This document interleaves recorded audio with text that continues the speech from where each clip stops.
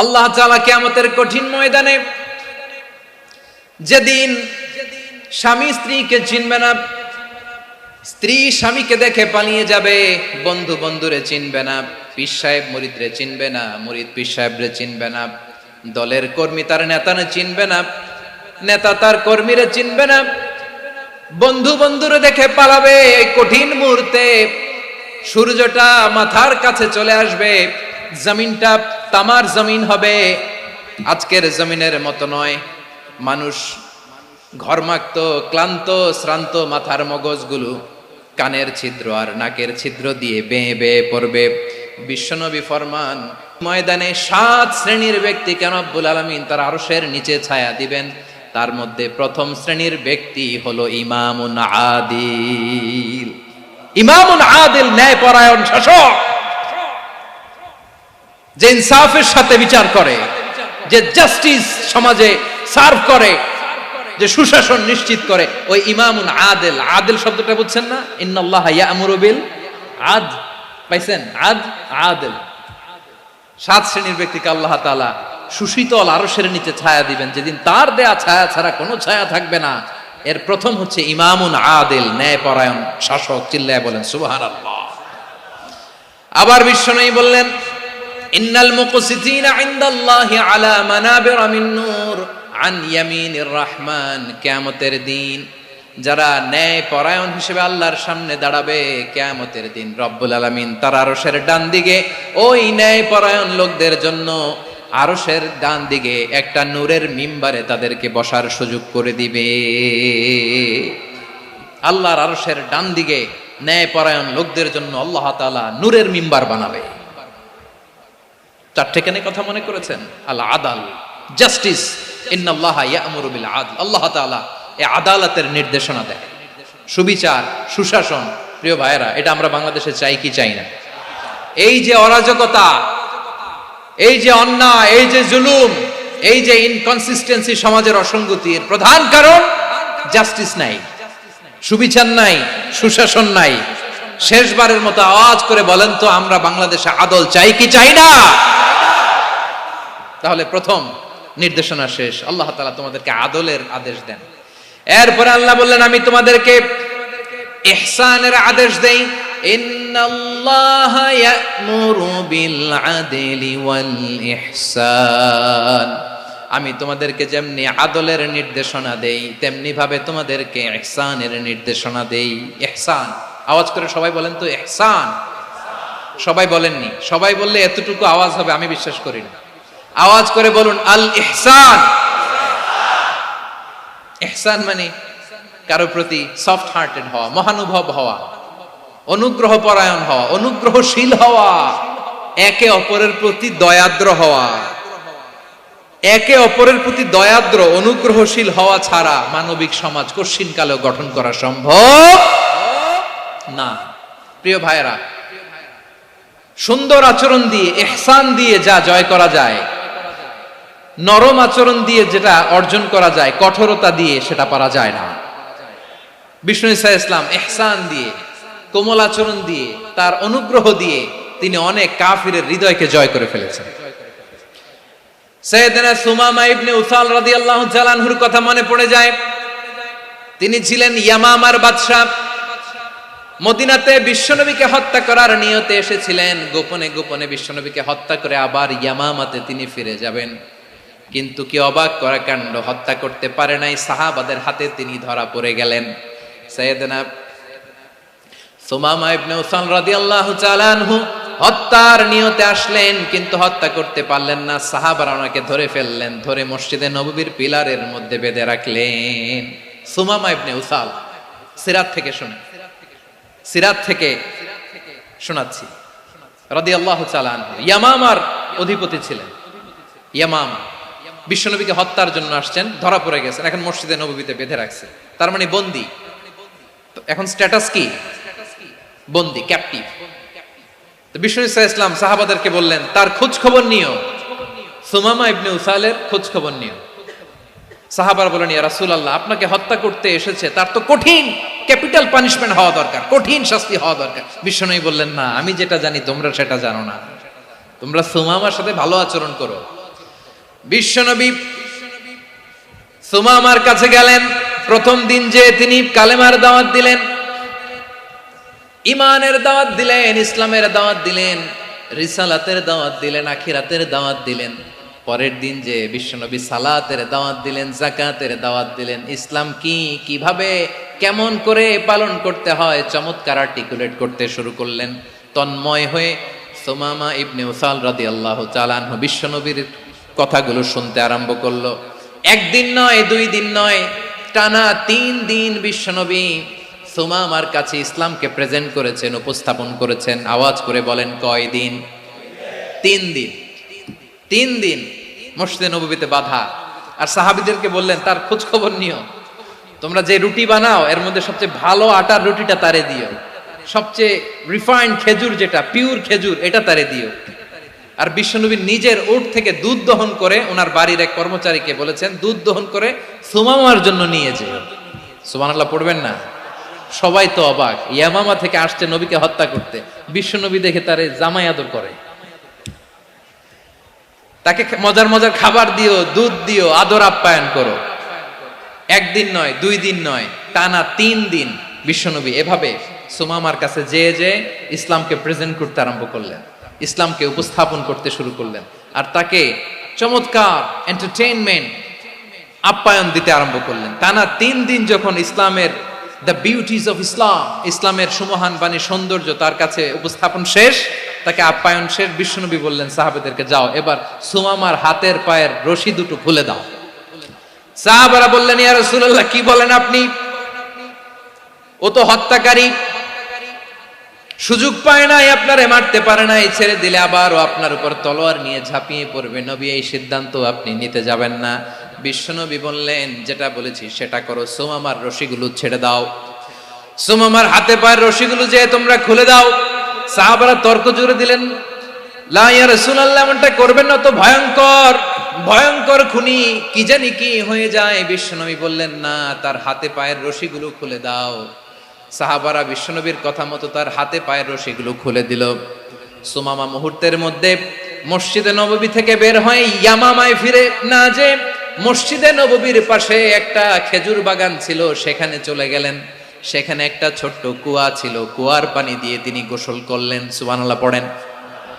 কুয়ার পানি দিয়ে গোসল করে মসজিদে নববীর সামনে এসে বিশ্বনবী এবং সাহাবাদের সামনে দাঁড়িয়ে সাব্বাবা উঁচু করে বললেন, আশহাদু আল্লা ইলাহা ইল্লাল্লাহ ওয়া আশহাদু আন্না মুহাম্মাদান আবদুহু ওয়া রাসূলুহু।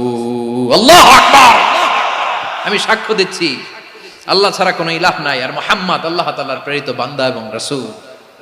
প্রিয় ভাইয়েরা, ইহসান দিয়ে যা জয় করা যায়, কঠোরতা দিয়ে সেটা কঠিনকালেও জয় করা যায় না। আওয়াজ করে বলেন, ঠিক কি না? এবার সুমামা দাঁড়িয়ে বলে, ওগো নবী, আমি তো কালিমা পড়ে মুসলমান হয়ে গেলাম, এবার শোনেন, এই মুহূর্তের আগে আপনার চেহারার চাইতে নিকৃষ্ট কোনো চেহারা আমার কাছে ছিল না, কিন্তু শাহাদা পাঠ করার পরে আপনার চেহারার চাইতে উত্তম শ্রেষ্ঠ কোনো চেহারা আমার কাছে আর নাই। ও নবী, আজকের দিনের আগে ইসলাম ধর্মের চেয়ে নিকৃষ্ট অপছন্দনীয় কোনো ধর্ম আমার কাছে ছিল না, কিন্তু এই মুহূর্ত থেকে ইসলামের চেয়ে সেরা শ্রেষ্ঠ পছন্দনীয় কোনো ধর্ম আমার কাছে নাই। নবী গো, আজকের দিনের আগে মদিনার চাইতে অপছন্দনীয় নিকৃষ্ট কোনো শহর আমার কাছে ছিল না, কিন্তু এই মুহূর্তের পর থেকে মদিনার চাইতে কোনো শ্রেষ্ঠ শহর আমার জানা নাই। সে ছিল গমের বড় ডিলার, গম বেচত। কি বেচত?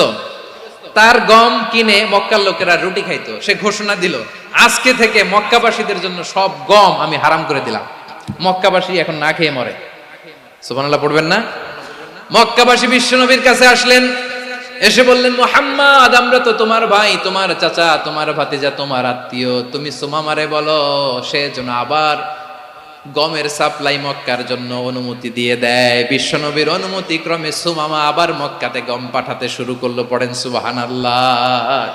ইহসান, ইহসান দিয়ে আপনি যেটা জয় করতে পারবেন, you can win the heart of your enemies. ইহসান দিয়ে আপনি আপনার শত্রুর হৃদয়কে জয় করতে পারবেন। আওয়াজ করে বলেন, ঠিক কি না? এজন্য আল্লাহ বললেন, ওয়া আনফিকু ফি সাবিলিল্লাহি ওয়ালা তুলকু বিআইদিকুম ইলাত তাহলুকা ওয়া আহসিনু ইন্নাল্লাহা ইউহিব্বুল মুহসিনিন। তোমরা আল্লাহর রাস্তায় দান করবে আর নিজেরা নিজেদেরকে ধ্বংসের হাতে ঠেলে দিও না। তোমরা একে অপরের প্রতি ইহসান করবে, কারণ ইহসানকারীদেরকে আল্লাহ বড্ড ভালোবাসেন। সুবহানাল্লাহ পড়েন। আবার সূরা রহমানে আল্লাহ বললেন, হাল জাযাউল ইহসানি ইল্লাল ইহসান ফাবিআইয়ি আলা, সবাই পড়েন, ফাবিআইয়ি আলাই রাব্বিকুমা তুকাযযিবান। ইহসানের প্রতিদান হিসেবে ইহসানি হয়। বিশ্বনবী সুমামার প্রতি যেমন ইহসান করেছেন, সুমামাও ঠিক তেমন ইহসান ফিরিয়ে দিয়েছে। ঠিক কিনা বলেন? তাহলে এক নম্বরে হচ্ছে আদ, ন্যায় বিচার। দুই নম্বরে সবাই বলে ইহসান, সদাচরণ। ইহসান দুই ধরনের প্রিয় ভাইরা, ইহসান ফিল ইবাদা, ইহসান ফিল মুআমালা। ইহসান ফিল ইবাদা হচ্ছে একাগ্র অনুভবে ইবাদতে ডুব দেওয়া, এর নাম ইবাদতের ইহসান। সুবহানাল্লাহ পড়ো। বিশ্বনবী বলেন ইহসান মানে কি জানো নাকি? হাদিসে জিবরিলে সাইয়েদনা জিবরিল আলাইহিস সালাম বিশ্বনবীকে বললেন, আখবিরনি আনিল ইহসান। নবী আমাদেরকে বলেন ইহসান মানে কি? বিশ্বনবী বললেন, আনতা আবুদাল্লাহা কাআন্নাকা তারাহু ফাইন লাম তাকুন তারাহু ফাইন্নাহু ইয়ারাক। ইহসান মানে হলো এমন ভাবে তুমি আল্লাহর সামনে নিজেকে উজাড় করে ইবাদত করবে, তুমি ভাববে তুমি আল্লাহকে দেখতে পাচ্ছ। আর এটা যদি ভাবা তোমার জন্য কঠিন হয়ে যায়, অন্তত এতটুকু তুমি ভাববা যে আল্লাহ তোমাকে দেখতে পাচ্ছেন। ঠিক কিনা বলেন? ও আমার বীর চট্টলার ভাইয়েরা, কেউ যেটা দেখে না সেটা দেখে কে? এই বিশ্বাস হৃদয়ের মধ্যে আছে? নামাজে যখন দাঁড়ান এই ফিলিংসটা আনা যাবে? হ্যাঁ, এশার সালাত তো এখনো হয় নাই না? আলোচনা শেষে এশার সালাত এখানে অনুষ্ঠিত হবে, তাই না? আচ্ছা বলুন তো, আমরা এশার সালাত পর্যন্ত বেঁচে থাকবো এই গ্যারান্টি আছে কার কার? হাত তোলেন। কয়েকজন হাত তুলছে পেছনে, না বুঝে তুলে ফেলছে। এশা পর্যন্ত যে আমরা হায়াত পাবো কোনো গ্যারান্টি আছে? সবাই আওয়াজ করে বলেন, গ্যারান্টি আছে? গ্যারান্টি নাই। এজন্য বিষ্ণু ইসলাম বলেছে, এমন ভাবে নামাজে দাঁড়াও, ইবাদত করো, মনে করো হতে পারে এটাই আমার জীবনের শেষ নামাজ। পারফর্ম দ্য সালাহ as if this is your last and final prayer. এমন ভাবে সালাতে দাঁড়াও, ভাবো হতে পারে এটাই তোমার জীবনের শেষ নামাজ। এমন ভাবে নামাজে দাঁড়াও, ভাবো এটাই শেষ নামাজ। তাহলে নামাজে একাগ্রতা বাড়ায় দিবে কে? ফলে ইবাদতের ইহসান আমাদের অর্জিত হবে। আর মুআমালাতে ইহসান হলো, বিশ্বনবী বলেন, ইন্নাল্লাহা তাবারাকা ওয়া তাআলা কাতাবাল ইহসানা আলা কুল্লি শাই ফাইদা কাতালতুম ফাআহসিনুল কিতলা ওয়া ইযা যাবাহতুম ফাআহসিনুয যাবহা ওয়ালিয়ুহিদ্দা আহাদুকুম শাফরাতাহু ওয়ালিয়ুরিহ যাবিহাতাহু। ইহসান দুই ধরনের। আওয়াজ করে বলতে হবে, কয় ধরনের? সবাই বলুন আওয়াজ করে, কয় ধরনের? একটা হচ্ছে ইহসান ফিল ইবাদা, ইবাদতে ইহসান। ইবাদতে ইহসান কি? একাগ্র অনুভব দিয়ে ইবাদত করা, মন প্রাণ দিয়ে ইবাদত করা। আর মুআমালাতে ইহসান কি? সব কাজে, দৈনন্দিন কাজে, কর্মে, সামাজিক অ্যাক্টিভিটিতে কোমলতা প্রদর্শন করা, অনুগ্রহের সাথে সবকিছু করা। আল্লাহ তাআলা ইন্নাল্লাহা তাবারাকা ওয়া তাআলা কাতাবাল ইহসানা আলা কুল্লি শাই, তিনি সব কিছুর ব্যাপারে ইহসানকে আবশ্যক করেছেন। সবকিছু, মুমিনের সব কাজে ইহসানের পরশ থাকবে। ওয়া ইযা কাতালতুম ফাহসিনুল কিতলা, বিষ্ণুই বলেন তুমি যখন কাউকে হত্যা করো ইহসানের সাথে করো। সুবহানাল্লাহ পড়বেন না? যখন হত্যা করো তখনও ইহসানের সাথে। আচ্ছা হত্যা করবো আবার ইহসান আসবে করতে করে, তো মেরেই ফেলবো আমি। আল্লাহ, ও ভাই একজন খুন করেছে, খুনি, রাষ্ট্রীয় আইনে তার শাস্তি হয়েছে ডেথ পেনাল্টি, মৃত্যুদণ্ড। এখন মৃত্যুদণ্ড দেখে আপনি যেমনে মন চায় তেমনে মারবেন লোকটারে? ওর নাক কেটে ফেলতে পারবেন? ওর কান কাটতে পারবেন? ওর চোখ উপড়ে ফেলতে পারবেন আপনি? যেমন মন চায় তার অঙ্গহানি করা যাবে না। ইহসানের সাথে তাকে হত্যা করো। সুবহানাল্লাহ, this is Islam, this is the true essence of Islam. ওয়া ইযা যাবাহতুম ফাহসিনুয যাবহা, যখন জবাই করবে তখনও ইহসানের সাথে জবাই করো। করব জবাই, ওইখানেও নাকি ইহসান। আচ্ছা কুরবানির দিন আমরা পশুগুলোরে কি করি বলেন সবাই আওয়াজ করে? জবাই। জবাই মানে তো এটার মেরেই ফেলতেছি, একটু পরে তো টুকরো টুকরো করে গোশতগুলো খাবো, এটার তো খাবো। এটা তো মেরেই ফেলবে। বিষ্ণু বলে না, জবের মধ্যেও মুমিনের জবের ভেতরেও ইহসানের পরশ থাকা চাই। যখন জবাই করবে প্রাণীটাকে হাত পা টাইট করে বেঁধে নাও, ছুরিটাকে শার্পেন করে নাও, ধারালো করে নাও, যাতে অল্প সময়ে জবাইটা হয়ে যায়, প্রাণীটা যাতে কম কষ্ট পায়। সুবহানাল্লাহ পড়ে। দিস ইজ কল্ড ইহসান। ইহসান আল্লাহ তাআলা যেমনি আদলের আদেশ করেছেন, ন্যায় বিচার জাস্টিস এনশিওর করতে বলেছেন, সমাজে ইহসানের ব্যবহার, ইহসানের অনুশীলন তিনি করতে বলেছেন। এজন্য মুমিনের প্রতিটি কাজে, আমার চট্টগ্রামের ভাইয়েরা আমার দিকে তাকান, খেয়াল করে শুনুন, মুমিন জীবনের প্রতিটি কাজে ইহসানের পরশ থাকা চাই। আমরা যেন আমাদের পরিবারের প্রতি ইহসান করি, আমরা যেন আমাদের কর্মচারীদের প্রতি ইহসান করি, আমরা যেন আমাদের কলিগদের প্রতি ইহসান করি, আমরা যেন আমাদের ভাইদের প্রতি ইহসান করি। মুমিন জীবনের প্রতি কাজে ইহসানের পরশ থাকার দরকার আছে না নাই? কথা বুঝতে পেরেছেন? তাহলে আল্লাহ তাআলার তিনটা আদেশ ছিল, কয়টা গেল? ভুলে গেছে, ভুলে গেছে চট্টগ্রাম। তিনটা আদেশের মধ্যে কয়টা বললাম? প্রথমে কি ছিল? আদল। 2 নম্বরে, 3 নম্বরে রব্বুল আলামিন বললেন ওয়া ইতাইদিল কুরবা, নিকটাত্মীয়দেরকে দান করো, নিকট আত্মীয়দেরকে দাও, যারা তোমাদের ব্লাড কানেকশনের আত্মীয় তাদেরকে তোমরা দাও।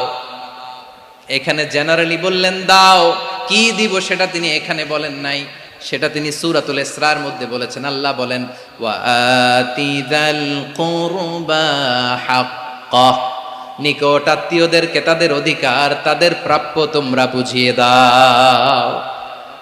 দেখেন, একটা শান্তির সমাজ, একটা সমৃদ্ধ সমাজ, একটা মানবিক সমাজ গঠনের জন্য আল্লাহ তাআলা বেশি না, মাত্র 3টা অর্ডার, 3টা ভার্ডিক্ট তিনি জারি করেছেন। 1 নাম্বার সুশাসন, ন্যায় বিচার। 2 নাম্বার ইহসান। 3 নাম্বার নিকটাত্মীয়, যারা কাছের, তোমার ভেরি ক্লোজ রিলেশনশিপে আছে, তাদেরকে দাও। দাও, দিলে বাড়িয়ে দেয় কে?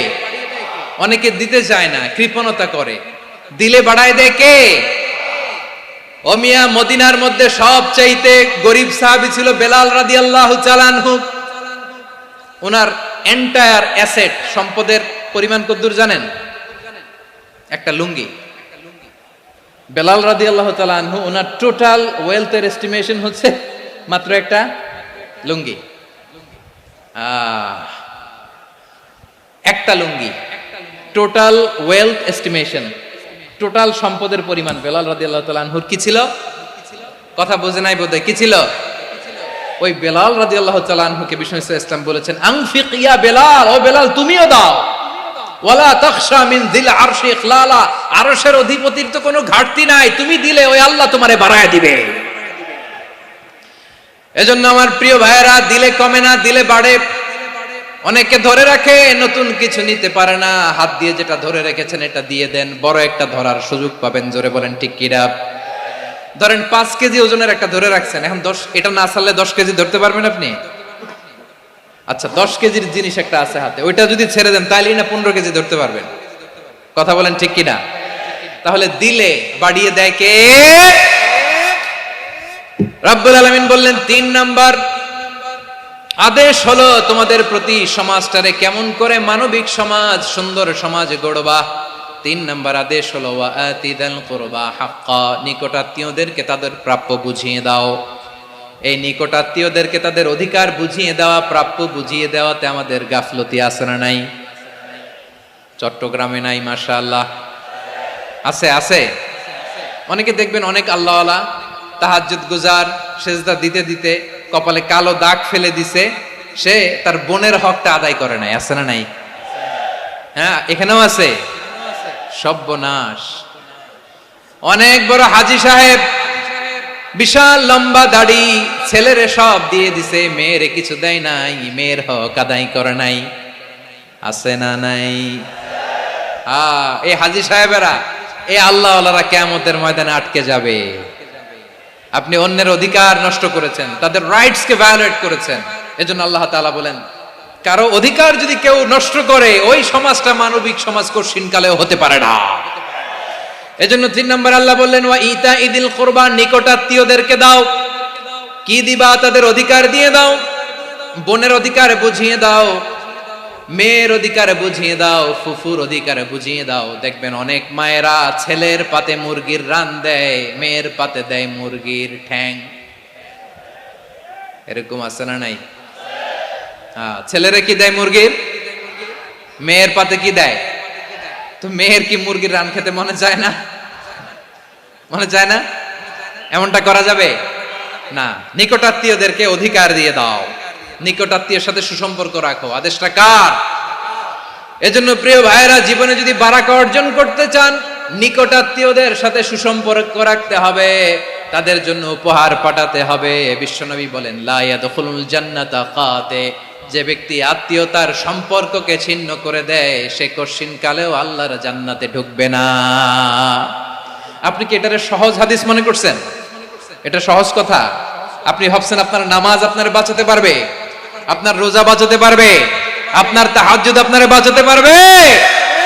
অধিকার নষ্ট করলে কিছুই আপনারে বাঁচাতে পারবে না। এজন্য নিকট আত্মীয়দেরকে দিতে হবে বেশি বেশি। বিশ্বনবী বলেন, ইন্না সাদাকাতা আলাল মিসকিনি সাদাকা ওয়া আলা যির রাহিমি ইসনাতান সাদাকাতুন ওয়া সিলা। মিসকিন রে দান করলে শুধু দানের সওয়াব হয়, নিকট আত্মীয়কে দান করলে দুইটার সওয়াব হয়, সাদাকার সওয়াব হয়, আবার আত্মীয়তার বন্ধন অটুট রাখার সওয়াব হয়ে যায়। আবার বিশ্বনবী বললেন, মান সাররাহু আইয়ুবসাতা লাহু ফি রিজকিহি ওয়া ইউনসা লাহু ফি আসারিহি ফালইয়াসিল রাহিমা। যে ব্যক্তি তার রিজিকের প্রশস্ততা চায় আর হায়াতে বরকত চায়, সে যেন তার আত্মীয়ের সাথে সুসম্পর্ক রাখে। আমার প্রিয় চট্টলার ভাইয়েরা, আমাদের রিজিক বাড়ুক, এটা আমরা চাই কি চাই না? সবাই চান? হ্যাঁ, আমাদের রিজিকে প্রশস্ততা আসুক, চাই কি চাই না? আমাদের হায়াতে বরকত আসুক, আমরা চাই কি চাই না? এই দুইটা যদি চান, তাহলে নিকট আত্মীয়দের সাথে সুসম্পর্ক রাখবেন, পারবেন? তাহলে সমাজটারে মানবিক সমাজ বানায় দিবে কে? তিনটা আদেশ চলে গেল। কয়টা? আওয়াজ করে বলেন। 1 নম্বরে কি ছিল? 2 নম্বরে, 3 নম্বরে নিকট আত্মীয়দেরকে দান। আপনাদেরকে আরো শোনার আগ্রহ আছে? আপনাদের মনোযোগ আছে না গেছে? কষ্ট হচ্ছে না? মাশাআল্লাহ, মাশাআল্লাহ। তাকবীর পড়ুন, লিল্লাহি তাকবীর।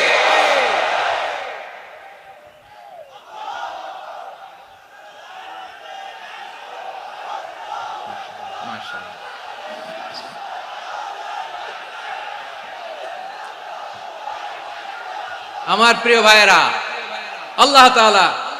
আল্লাহ তাআলা তিনটা জিনিসের যেমনি আদেশ করেছেন, অনুরূপ ভাবে তিনটা বিষয় তিনি বারণ করেছেন, নিষেধ করেছেন। ওগুলোর কাছেও যাওয়া যাবে। শুনবেন। রাব্বুল আলামিন বলেন, ওয়ায়ানহা আনিল ফাহশাই ওয়াল মুনকারি ওয়াল বাগি।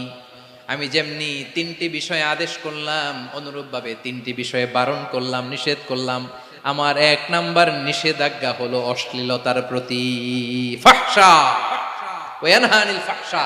আল্লাহ তাআলা অশ্লীলতাকে নিষেধ করেছেন। কোন জিনিসকে? সবাই বলুন, কোন জিনিসকে?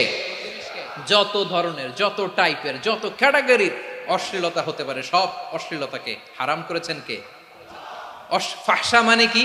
কথায়, কাজে, আচরণে, কমেন্ট, ফেসবুকের কমেন্টসে যত ধরনের নোংরামো আছে, যত ধরনের অশ্লীলতা আছে, এটাকে আরবিতে বলে ফাহশা। এটাকে কি বলে? রাব্বুল আলামিন বলেন, কুল ইন্নামা হাররামা রাব্বিয়াল ফাওয়াহিশা মা যাহারা মিনহা ওয়া মা বাতান।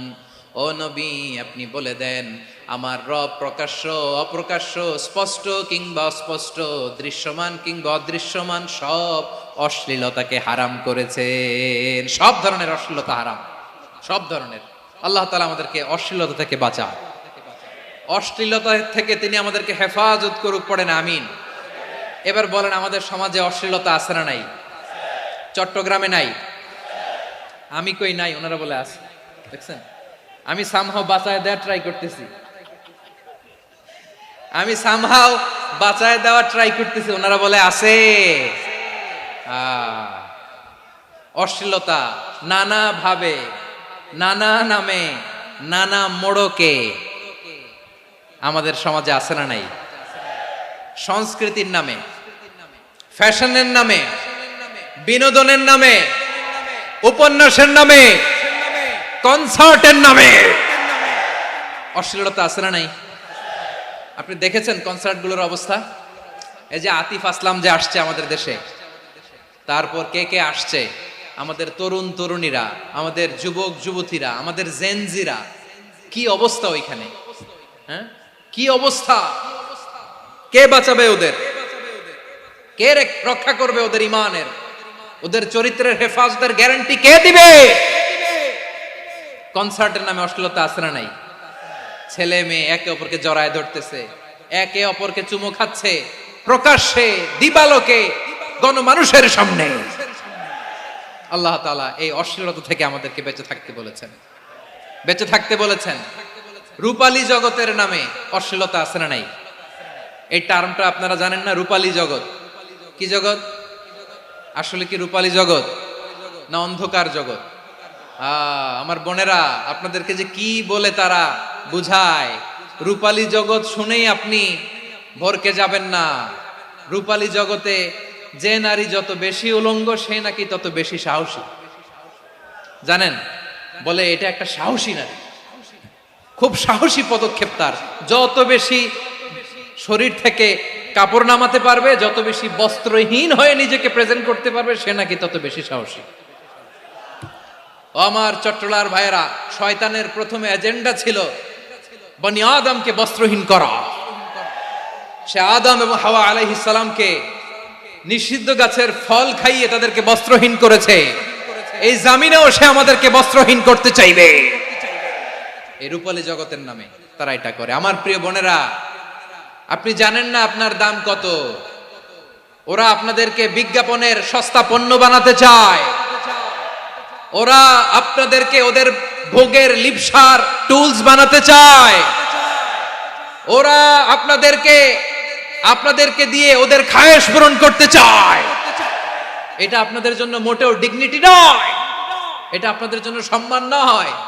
আপনার সম্মান শালীনতায়, আপনার সম্মান হেজাবে, আপনার সম্মান ভদ্রতায়, আপনার সম্মান আপনার ডিসেন্ট পোশাকে। পোশাক বলে দেয় এই নারীটা ভদ্র না অভদ্র। পোশাক বলে দেয় এই মেয়েটা কোন ঘরের মেয়ে। আওয়াজ করে বলেন ঠিক কিনা? আপনি জানেন না, আপনারা সস্তা পণ্য বানায়, ভোগের পণ্য, বিলবোর্ডে আপনাকে উলঙ্গ করে উপস্থাপন করে। এই অশ্লীলতার সাথে ইসলামের কোনো সম্পর্ক। এজন্য আল্লাহ বলেন, আমি অশ্লীলতাকে হারাম করেছি। অশ্লীলতাকে হারাম করার প্রথম কারণ হলো এর মাধ্যমে মানবতাকে অপমানিত করা হয়। কারণ মানুষের সম্মান মানুষের পোশাকে। মানুষ যখন পোশাকহীন হয়ে যায়, বস্ত্রহীন হয়ে যায়, তার সম্মান কমে যায়। ঠিক কিনা? অশ্লীলতাকে হারাম করার প্রথম কারণ হচ্ছে মানুষ মানুষকে অপমান করে। একটা নারী, সে তো সম্মানিত। নারী যে কত সম্মানিত, নারীরা এটা বুঝেই নাই। বিশ্বনবী বলেন, আর দুনিয়া কুল্লুহা মাতা ওয়া খায়রু মাতা'আদ দুনিয়া আল মারআতুস সালিহা। আমার বোনেরা, 5টা প্যান্ডেলে আপনারা এলইডিতে আমার আলোচনা শুনছেন, আমি জানি। আপনাদের এই গর্ভ যে কত দামি আপনি জানেন না। আপনার পেট থেকেই আসবে আগামী দিনের সালাহুদ্দিন আল আইয়ুবী। আপনার পেট থেকেই আসবে অনাগত দিনের ইমাম মাহদী আল মুনতাযর। আপনার পেট থেকেই আসবে অনাগত দিনের ফয়সাল, ওয়াসিম, মুগ্ধ, আবু সাইদের মতো বীর যোদ্ধা।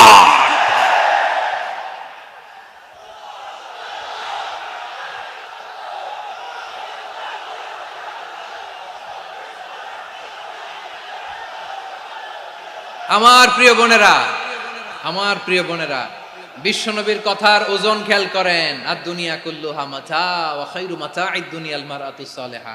দুনিয়ার সবকিছুই অ্যাসেট, এর মধ্যে সবচেয়ে দামি অ্যাসেট নেককার নারী। আপনার গর্ভ যে কত দামি আপনি জানেন না। নিজের সময়টাকে কাজে লাগান, কোরআন পড়েন, সুন্নাহ পড়েন। আপনার অনেক দায়িত্ব ঘরে। You are the MD of your family. একটা family it's a very big institution. পরিবার একটা অনেক বড় প্রতিষ্ঠান। and you are the MD of your institution. আপনি এই পরিবারের MD, managing director of your family. এখানে আপনার কত দায়িত্ব। আপনি ছেলে মেয়েদেরকে তারবিয়া করবেন। আপনি আপনার স্বামীর জন্য ঘরটার জান্নাতের নীর বানাবেন। আপনার জন্য জান্নাতের ডুপ্লেক্স বাড়ি ওইখানে তৈরি করে রাখবে কে? আপনি যে কত দামি আপনি জানেন না। নারীদেরকে আল্লাহ বানিয়েছেন উচ্চতর করে, নিম্নতর নয়। নারীদেরকে ছোট্ট জিনিস দিলে এটারে বড় করে দেয়। নারীদেরকে ভ্রূণ দিলে, শুক্রাণু দিলে নারী এটারে বাচ্চা বাচ্চা হিসেবে উপহার দেয়, ঠিক কিনা? বিয়ের মাধ্যমে স্বামী যখন তার শুক্রাণু তার স্ত্রীকে উপহার দেয়, স্ত্রী রিটার্নে কি উপহার দেয়? ফুল ফর্ম বেবি, মানব সন্তান। দেখছেন, আপনি দিলেন একটু, উনি দিছে বিশাল। আপনি যদি নারীকে বাজার এনে দেন, নারী এটাকে সুস্বাদু খাবারে রূপান্তর করে দেয়। আপনি তাকে একটা মুচকি হাসি দিয়ে দেন, সে তার কলিজা দিয়ে দেয়। কিন্তু যদি আপনি তার মনে কষ্ট দেন, সে আপনার জীবনকে জাহান্নাম বানায়া দেয়। খবর আছে, নারীর মন বুঝতে পারলে নেয়ামত, বুঝতে না পারলে কিয়ামত, ঠিক কিনা বলে? কত দামি আপনি জানেন না, জানেন না আপনি কত দামি, অনেক দামি আপনি। আপনাদেরকে যেন ভোগের সস্তা পণ্য বানাতে না পারে, আপনাদেরকে সচেতন থাকতে হবে, সজাগ থাকতে হবে, কনসার্ন থাকতে হবে। শয়তানের ওই হাতছানির দিকে আর নজর দেওয়া যাবে না। তাহলে কেন আল্লাহ তাআলা এই ফাহশা অশ্লীলতাকে হারাম করলেন? এক নাম্বার, এতে হিউম্যান ডিগনিটি কমে। দুই নাম্বার, এতে মানুষের অধিকার নষ্ট হয়। আপনি বিয়ে করেছেন, এরে পরকিয়া করেন, ওর সাথে এরকম আছে না নাই? স্ত্রীর অধিকার নষ্ট করেছেন। আপনি বিবাহ সম্পর্কে আবদ্ধ হয়েছেন তার সাথে, আপনি পরকিয়া করেন ওই ছেলের সাথে, আপনি আপনার হাজবেন্ডের সাথে বিট্রে করেছেন। এজন্য আল্লাহ অশ্লীলতাকে হারাম করেছেন। অশ্লীলতাকে হারাম করার আরেকটা কারণ হচ্ছে আল্লাহ তাআলা এই হিউম্যান জেনারেশনকে এটাকে প্রিজার্ভ করতে চায়। হিফজুন নাসল, এটা মাকাসিদুশ শরিয়ার অনেক গুরুত্বপূর্ণ একটা মাকাসিদ, অনেক গুরুত্বপূর্ণ। আপনার নাসল, আপনার জেনারেশনকে সংরক্ষণ করা। এই যে আসতেছে ফেব্রুয়ারি, কত ফেব্রুয়ারি জানো? এটা কি বিশ্ব ভালোবাসা দিবস? হ্যাঁ, কি দিবস? এই বিশ্ব ভালোবাসা দিবসের সাথে মুসলমানদের কোনো সম্পর্ক নাই। আমার প্রিয় ভাইরা, এই যে আপনি অবৈধ সম্পর্কে জড়ালেন, কেন আল্লাহ অশ্লীলতাকে হারাম করেছে দেখেন। বলতেছিলাম যে এটা আপনার নাসল, আপনার জেনারেশন, আপনার লিনিয়েজ, আপনার বংশকে প্রিজার্ভ করা। কে কার বাবা, কে কার মা, বাবা মা জানা, প্রজন্মকে প্রিজার্ভ করা, এটা ইসলাম ওয়াজিব করে দিয়েছে। এই যে অবৈধ সম্পর্কের কারণে, বিশ্ব বেহায়া দিবসের কারণে, এগুলোর আউটকাম আউটপুট হিসেবে মাঝে মাঝে ঢাকা মেডিকেলের ডাস্টবিনে নবজাতকের বাচ্চার কান্নার আওয়াজ শুনতে পাওয়া যায়। চট্টগ্রাম মেডিকেলের ডাস্টবিনে নবজাতকের কান্না শুনতে পাওয়া যায়। বীর চট্টলার মুসলমানেরা বুঝতে পারলে আওয়াজ করে বলেন, এই যে চট্টগ্রাম মেডিকেলে যে নবজাতকটা পাওয়া গেল, ওর বাবাকে আমাকে বলেন, ওর বাবাকে, ওর মাকে, ও কোন ফ্যামিলির সন্তান কেউ জানে? আপনি হিউম্যান ডিগনিটিকে অপমান করেছেন না? আপনি তার ভবিষ্যৎকে অন্ধকার করেছেন না? আপনি তার লিনিয়েজকে প্রশ্নবিদ্ধ করে দিয়েছেন না? এই জন্য আল্লাহ তাআলা অশ্লীলতাকে আমাদের জন্য হারাম করে দিয়েছেন। পড়েন সুবহানাল্লাহ। এই জন্য রাব্বুল আলামিন বলেন, কুল ইন্নামা হারামা রাব্বিয়াল ফাওয়াহিশা মা যাহারা মিনহা ওয়া মা বাতান। প্রকাশ্য অপ্রকাশ্য সব অশ্লীলতাকে হারাম ঘোষণা করে দিয়েছে কে? আবার দুনিয়ার বুকে যারা অশ্লীলতার প্রসার করে তাদের জন্য শাস্তি মজুদ রেখেছে কে? রাব্বুল আলামিন বলেন, ইন্নাল্লাযীনা ইউহিব্বুনা আন তাশিআল ফাহিশাতু ফিল্লাযীনা আমানু লাহুম আযাবুন আলীমুন ফিদ দুনিয়া ওয়াল আখিরাতি ওয়াল্লাহু ইয়ালামু ওয়া আনতুম লা তা'লামুন। নিশ্চয়ই যারা বিশ্বাসীদের মাঝে অশ্লীলতার প্রচার প্রসার করতে চায় তাদের জন্য আমি মর্মন্তুদ শাস্তি প্রস্তুত করে রেখেছি, দুনিয়াতেও রেখেছি, আখিরাতেও রেখেছি। ঘোষণাটা কার? যারাই নাটকের নামে, সিনেমার নামে, রূপালী জগতের নামে, মুভির নামে, ওটিটি প্ল্যাটফর্মের নামে আমার সমাজে অশ্লীলতা ছড়াতে চায় তাদের জন্য কঠিন মর্মন্তুদ শাস্তি মজুদ রেখে দিয়েছে কে? ও আমার বোনেরা, এখনো আপনি জাগবেন না? এখনো আপনার চিন্তার দুয়ারে এখনো নাড়া পড়ে নাই? ওরা আপনাকে উলঙ্গ বানাতে চায়, ওরা আপনাকে আইটেম গার্ল বানাতে চায়। এজন্য ইসলাম অশ্লীলতাকে হারাম করেছে। হারাম। ইসলাম বলেছে যোজন যোজন দূরে থাকো, ওরা বলে না কাছে আসো, কাছে আসার গল্প, ক্লোজ আপ ওয়ান, কাছে আসার গল্প আছে না নাই? চট্টগ্রামে তো এগুলো নাই মাশাআল্লাহ। হ্যাঁ, এখানেও আছে ক্লোজ আপ ওয়ান, কাছে আসার গল্প। আল্লাহ বলেন ওয়ালা তাকরাবুজ জিনা, কাছেও এসো না, জিনা থেকে যোজন যোজন কিলো দূরে থাকো, ওরা বলে কাছে আসার গল্প। আমার বীর চট্টলার ভাইয়েরা, কাছে আসতে হলে আমরা কোরআনের কাছে আসব, কাছে আসতে হলে নবীর কাছে আসব, কাছে আসার গল্প হবে আমার রবের কাছে আসার গল্প। চিল্লায় বলো ঠিক কিনা?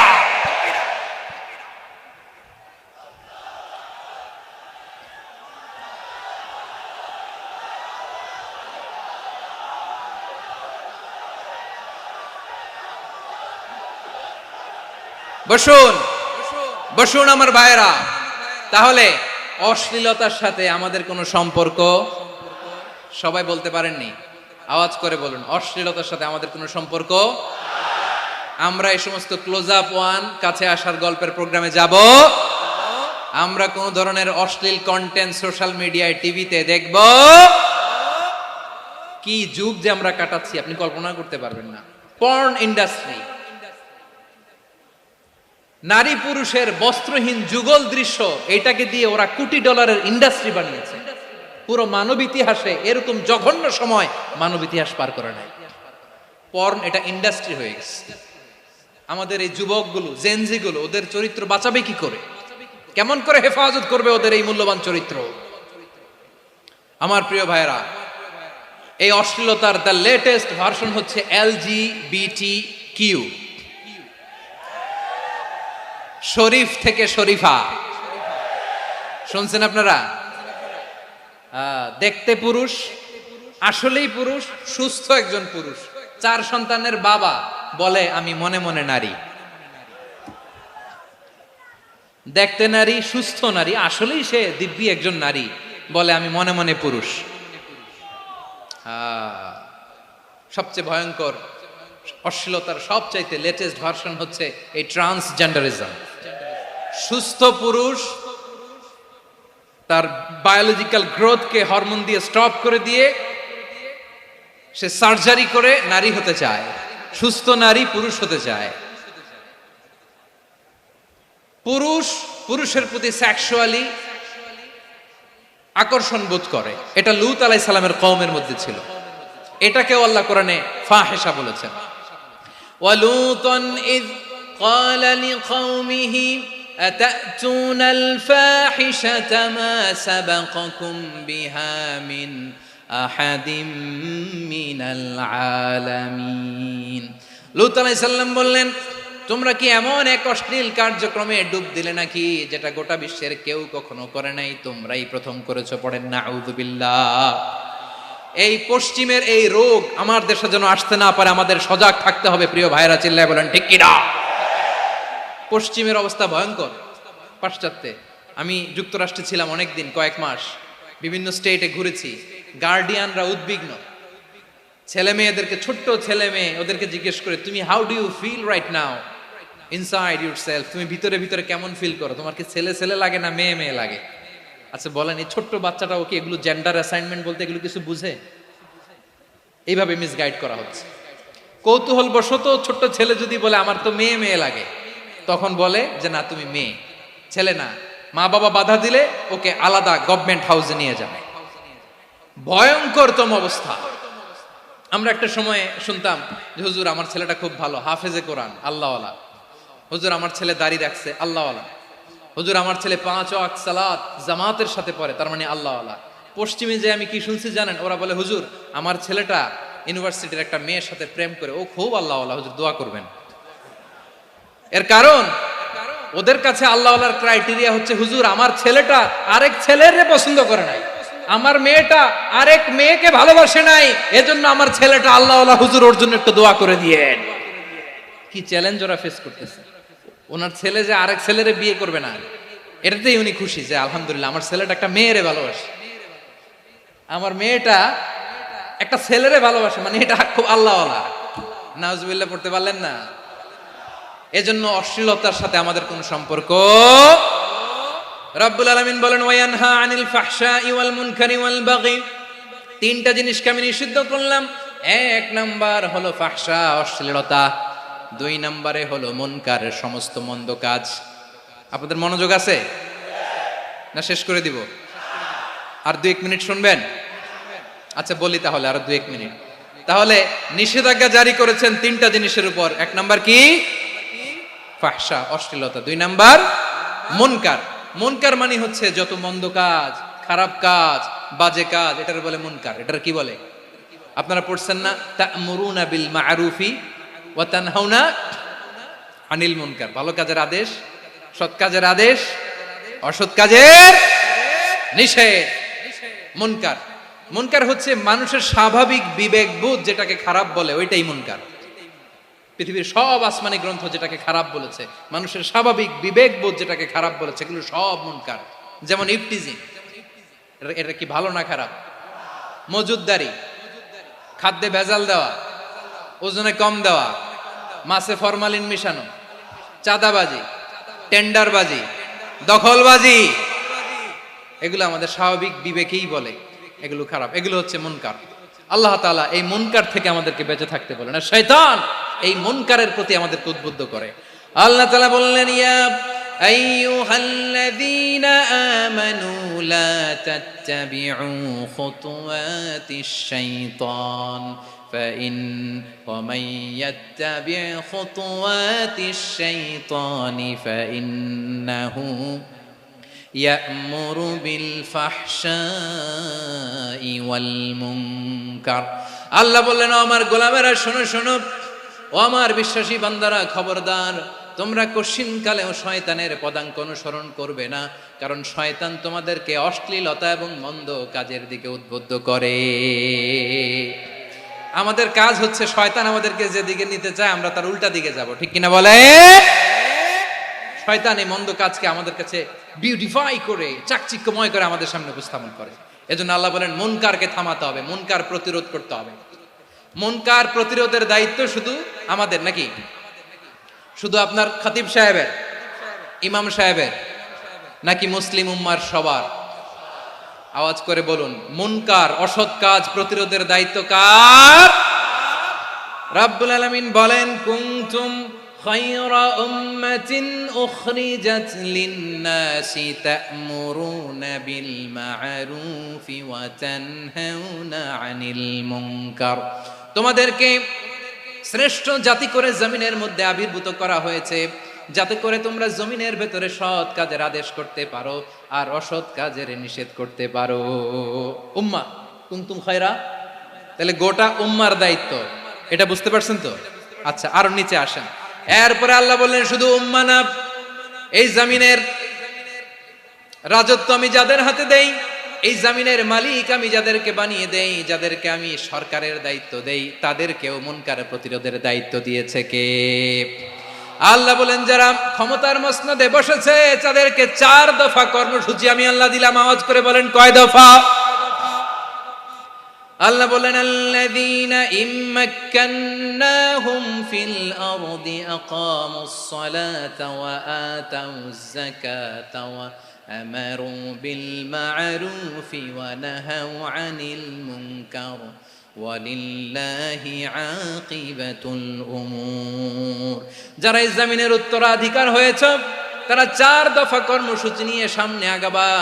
সালাত কায়েম করবা, যাকাত আদায় করবা, সৎ কাজের আদেশ দিবা, অসৎ কাজ থেকে মুনকার প্রতিরোধ করবা। আদেশটা কার? আমার প্রিয় চট্টলার ভাইরা, পুরো উম্মার দায়িত্ব মুনকার প্রতিরোধ করা, সরকার প্রধানের দায়িত্ব মুনকার প্রতিরোধ করা। এরপর আল্লাহ বলেন, প্রতিটা ফ্যামিলির যিনি প্রধান সিইও বাবা, প্রত্যেক বাবারও দায়িত্ব এই মুনকার প্রতিরোধ করা। আওয়াজ করে বলেন ঠিক কিনা? যেমনটি সাইয়েদনা লুকমান আলাইহিস সালাম ওনার কলিজার টুকরা সন্তানকে আদেশ করেছেন, ইয়া বুনাইয়া আকিমিস সালাতা ওয়া'মুর বিল মা'রুফি ওয়ানহা আনিল মুনকার। পড়েন সুবহানাল্লাহ। বাবা ছেলেকে সবক দিচ্ছে। কে সবক দিচ্ছে? কাকে? লুকমান আলাইহিস সালাম ছেলেকে বলতেছে, ওরে আমার কলিজার টুকরা সন্তান, ওরে আমার বাছা, নামাজ কায়েম করবা, সৎ কাজের আদেশ দিবা, আর মুনকার প্রতিরোধ করবা, অসৎ কাজ সমাজ থেকে খারাপ কাজকে ঝেঁটে বিদায় করে দিবা। তাহলে দেখেন আমি স্টেপ বাই স্টেপ নামলাম।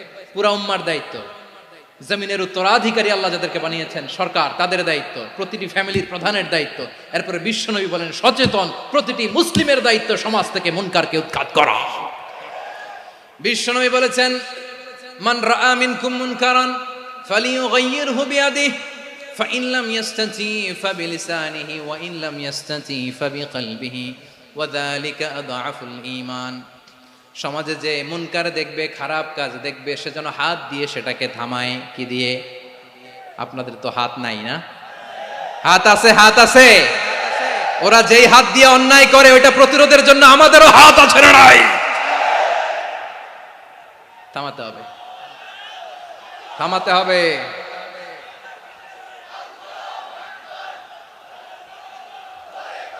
বসুন আমার প্রিয় ভাইয়েরা, ওরা ওদের যে হাত দিয়ে টেন্ডারবাজি করে, চাঁদাবাজি করে, ইফটিজিং করে, দখলবাজি করে, যে হাত দিয়ে, ওই মুনকার থামায় দেওয়ার জন্য আল্লাহর দেয়া আমাদেরও দুটি হাত আছে না নাই? আমাদেরও হাত আছে, থামাইতে হবে, থামাইতে হবে, হিম্মত করতে হবে। আমার প্রিয় ভাইয়েরা, না থামালে আমরাই ডুববো শেষমেশ। আমাদের বাঁচার জন্য হলেও থামাইতে হবে। রব্বুল আলামিন বলেন ওয়াত্তাকু ফিতনাতাল লা তুসিবান্নাল্লাযীনা যালামু মিনকুম খাসসা। ও আমার গোলামেরা, ওই আযাবকে ভয় করো যে আযাব যখন আমি জমিনের বুকে পাঠাই শুধু জালেমদেরকেই মারি না, আলেমদেরকেও মারি। আযাব যখন আসে তখন শুধু জালিমই মরে না, আলেমও মরে। জানেন মুসা আলাইহিস সালামের পায়ে একবার একটা লাল পোকা কামড় দিয়েছে, লাল পিঁপড়া। লাল পিঁপড়া কামড় দিলে খুব আরাম লাগে না? কি লাগে? হ্যাঁ, জ্বলে না? লাল একটা পিঁপড়া কামড় দিছে, তো উনি রেগে মেগে পাশি দেখে লাল পিঁপড়ার বাসা, পা দিয়ে ডলে মুছে সবগুলো পিঁপড়া মেরে ফেলছে। এই ঘটনাটা আল্লাহ ঘটিয়েছেন। এজন্য মুসা আলাইহিস সালাম ছিলেন কালিমুল্লাহ, সরাসরি আল্লাহর সাথে কথা বলতেন। তিনি আল্লাহকে জিজ্ঞেস করেছিলেন, আল্লাহ তুমি যখন কোনো জনপদে আযাব পাঠাও, শাস্তি দাও, ওখানকার শুধু জালেমরাই তো মরে না, ভালো মানুষগুলাও মরে, তো আযাব দিবা মুশরিকদের উপর দিবা, অবাধ্যদের উপর দিবা, ভালো মানুষগুলারে মারো কেন? আল্লাহ বললেন, মুসা তোমার যে কামড় দিছিল পায়ের মধ্যে পিঁপড়া, কয়টা পিঁপড়া? জোরে বলেন। একটা পিঁপড়া, তো সবগুলারে মারলা কেন? রেগে মেগে পুরো পিঁপড়ার বাসা ভেঙে ম্যাসাকার করলা কেন? এই মুসা, আমি যখন অ্যাকশনে যাই, আমি যখন শাস্তি দেই, তখন এত বাস বিচার করা হয় না, বাস বিচার করা যায় না। যখন অ্যাকশনে যাওয়া হয় ওইটা ডাইরেক্ট অ্যাকশন হয়ে যায়। চিল্লায় বলো ঠিক কি না? এজন্য আমাদের বাঁচার জন্য হলেও এই পাপ থামাতে হবে, এই শয়তানের অট্টহাসি থামাতে হবে, অন্যায় অপরাধ সমাজ থেকে আমাদের থামাতে হবে। কারণ আযাব আসলে ওরাও মরবে, আমরাও মরব। একটা জাহাজ 2 তলা, আপনি আছেন 2য় তলায়, শুনতেছেন? শুনতেছেন? জাহাজ কয় তলা? আপনি কোন তলায়? 2য় তলায়। নিচের তলার কিছু লোক জাহাজের তলা ছিদ্র করতে আরম্ভ করছে। কি ছিদ্র করতেছে? আচ্ছা, জাহাজের তলা ছিদ্র করলে তলা দিয়ে কি ঢুকে? এখন আপনি যদি বলেন আমার কি, আমি তো 2 তলায়, আমার কি, আমি তো সেফ, আমি তো সেফ জোন, আমি তো ভালো আছি, আমি তো ভালো আছি, ওরা ছিদ্র করে ওরা মরবে। আসলে কি শুধু ওরা মরবে, নাকি তলা ফুটো হলে ভিতরে পানি ঢুকলে আপনারও শরীর সমাধি হবে? তলা দিয়ে যখন পানি ঢুকবে, জাহাজ ঢুকলে আপনিও মরবেন। এজন্য নিজে মরার আগে ওই পাগলগুলোর নিচতলায় যে থামাতে হবে। চিল্লায় বলেন ঠিক কি না? এজন্য আল্লাহ বললেন মুনকার প্রতিরোধের দায়িত্ব সমাজের টপ টু বটম সবার। পুরো উম্মার দায়িত্ব, সরকার প্রধানের দায়িত্ব, প্রতিটি ফ্যামিলির প্রধান বাবার দায়িত্ব। বিশ্বনবী বললেন প্রতিটি সচেতন মুসলিমের দায়িত্ব। এজন্য মুনকার প্রতিরোধ করার দরকার আছে না নাই? সমাজে এই যে ইফটিজিং হয়, আপনার বোনের বয়সী একটা মেয়েকে কিছু বখাটে টিটকারি করে, এই বলে সেই বলে, নোংরা কথা বলে, রাস্তায় দেখেও আপনি পাশ দিয়ে না দেখার মতো চলে যান কেন? আপনি দাঁড়ান না কেন? আপনি দাঁড়ালেই তো থেমে যাবে, কারণ সত্যের যে শক্তি তার সামনে মিথ্যা মুখ থুবড়ে পড়ে। আপনার সামনে ও কিছুই না, নাথিং। আপনি দাঁড়ান, ওকে প্রশ্ন করেন যে আমার বোনকে তুমি ডিস্টার্ব করো কেন? আপনাকে দেখে আরো 5 জন দাঁড়াবে, 5 জনকে দেখে আরো 10 জন দাঁড়াবে। আমাদের নীরবতা আর আমাদের নিশ্চুপ থাকাই জালিমদেরকে আরো শক্তিশালী জালিম বানিয়েছে। এজন্য মুনকার প্রতিরোধের দায়িত্ব আমাদের সবার। টেন্ডারবাজি, চাঁদাবাজি, দুর্নীতি, অপরাধ, দখলদারিত্ব, মজুদদারি, এগুলো সব কিছু একসাথে প্রতিরোধ করতে হবে, ঠিক কিনা বলেন? একটা মানবিক সমাজ যদি চাই, প্রতিরোধ করতে হবে। প্রিয় ভাইয়েরা, আল্লাহর শপথ নিয়ে বলি, এই নাসিহাত গুলো সবার জন্য, সব দলের জন্য, সব মতের মানুষের জন্য। আমরা কোনো দলের প্রতি মানুষকে ডাকি না, আমরা ডাকি ইসলামের দিকে। সব দলের, সব মতের, সব মানুষদেরকে আমরা আহ্বান জানাই, আসুন আমরা একটা সুন্দর সমাজ বিনির্মাণ করি। এই যে নতুন বাংলাদেশের এক সুযোগ এসেছে, আর জীবনে হয়তো আসবে না, সামনের 100 বছর এই সময় আসবে না। আসুন দেশটাকে আমরা সাজাই, আসুন আমরা দুর্নীতি বন্ধ করি, আসুন আমরা চাঁদাবাজি বন্ধ করি, আসুন আমরা দখলদারিত্ব বন্ধ করি, আসুন আমরা এক দল আরেক দলকে নিশ্চিহ্ন করার যে রাজনীতি, এটা বন্ধ করি। সব দলের প্রতি আমার আহ্বান। আমি কিছুদিন আগে একটা নিউজ দেখলাম, ওই যে লন্ডনে বসে জনাব তারেক রহমান সাহেবকে আমি ধন্যবাদ দিতে চাই। উনি সংবাদ শোনা মাত্রই ওনার দলের অনেক চাঁদাবাজকে উনি বহিষ্কার করেছেন। I do appreciate. প্রতিটি দলের এরকম ইনিশিয়েটিভ নেওয়ার দরকার আছে না নাই? যে কোনো দলে এই প্র্যাকটিসটা থাকার দরকার আছে না নাই? চাঁদাবাজদের সাথে আপনারা নিজেদেরকে মুক্ত ঘোষণা করবেন যে এরা আমার দলের কর্মী হতে পারে না। আমরা চাঁদাবাজ মুক্ত বাংলাদেশ চাই, জুলুম মুক্ত বাংলাদেশ চাই, ফ্যাসিজম মুক্ত বাংলাদেশ চাই, গুণ খুন খারাপি মুক্ত বাংলাদেশ চাই। আমরা নতুন ভোরের বাংলাদেশ চাই। ওই বাংলাদেশ পাওয়ার জন্য মুনকার প্রতিরোধে, অন্যায় প্রতিরোধে যদি বাঘের বাচ্চার মতো, আবু সাইদের মতো 2 হাত উঁচু করে বুককে টান টান করে প্রসারিত করে দাঁড়াতে হয়, রাজি আছো মুসলমান? কারা কারা রাজি? আল্লাহকে হাত দেখিয়ে প্রতিজ্ঞা করো।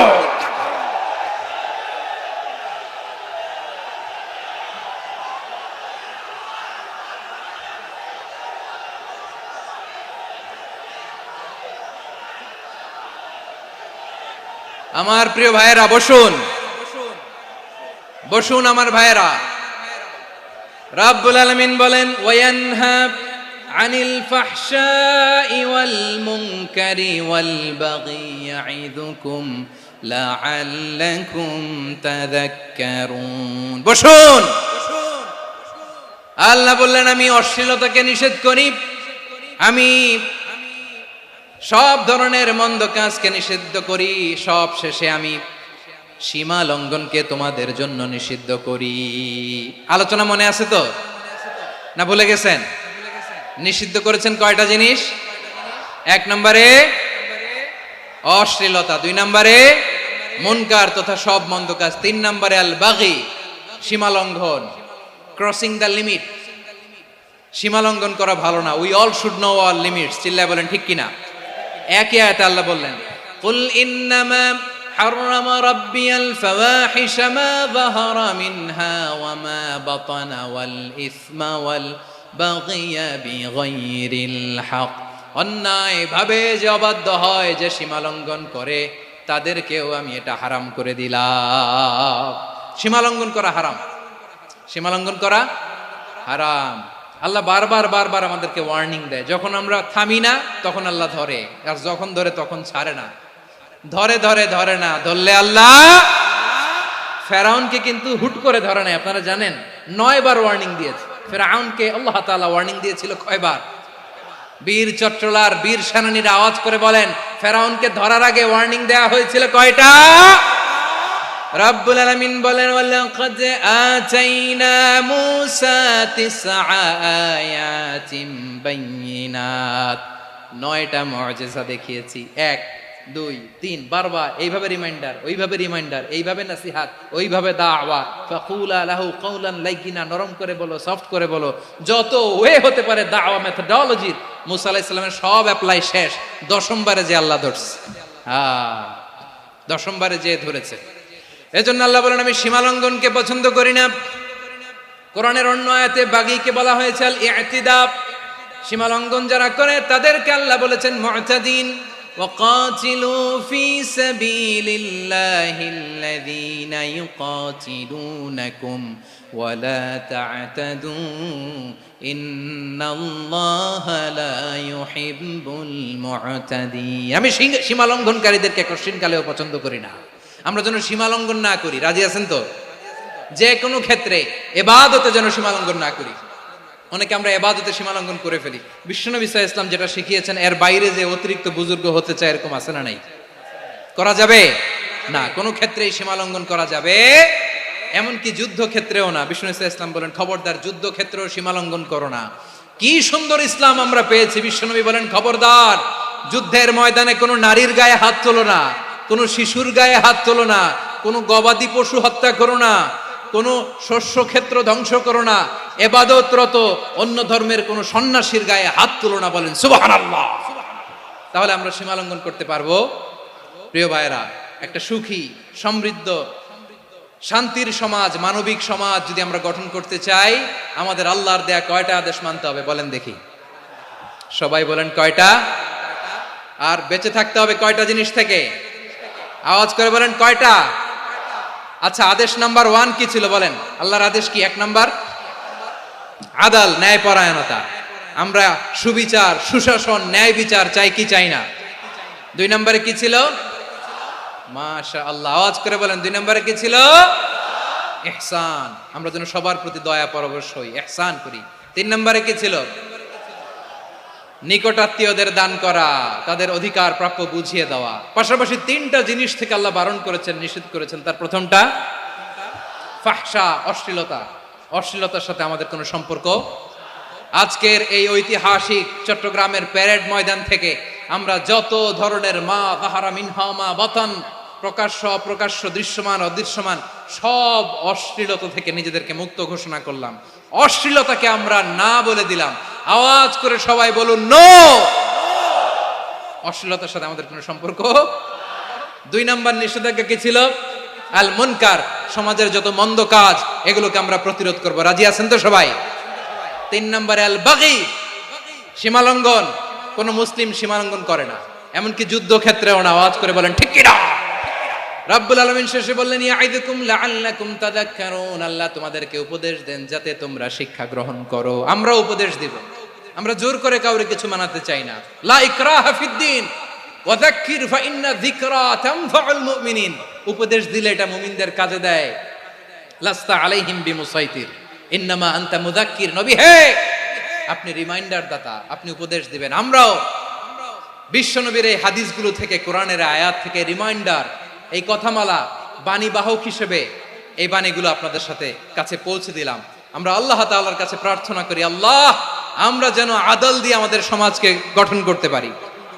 আল্লাহ আমরা যেন ইহসান করতে পারি, আমরা যেন নিকটাত্মীয়দের দান করতে পারি।